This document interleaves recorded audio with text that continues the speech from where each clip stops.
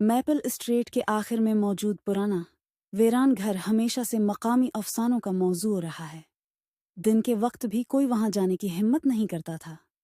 عجیب و غریب آوازیں، جھلملاتے چراغ اور سرد سانسوں کی افواہیں اس جگہ کے گرد گھومتی تھیں۔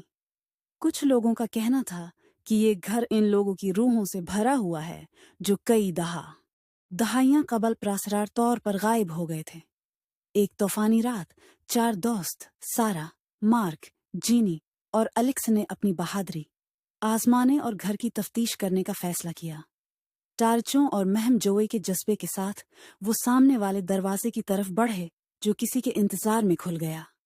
اندر کی ہوا سرد اور باسی تھی، جس میں سڑنے میپل کی اسٹریٹ کے آخر میں موجود کونوں میں پرانا مکڑی کے جالے ویران لگے ہوئے گھر تھے ہمیشہ سے اور مقامی فرش کی افسانوں کا تختیاں موضوع ان رہا کے ہے۔ وسن سے کراہ دن رہی کے تھی۔ وقت بھی کوئی وہاں جب وہ جانے کی گھر کے ہمت اندر نہیں کرتا گہرائی تھا۔ میں پہنچے عجیب تو ان و کی غریب ٹارچیں آوازیں جھلملانے لگیں، جھلملاتے دیواروں چراغ پر عجیب اور سائے سرد ڈالنے سانسوں لگے۔ کی افواہیں ڈرانگ اس روم میں جگہ انہیں کے گرد ایک گھومتی پرانا تھیں۔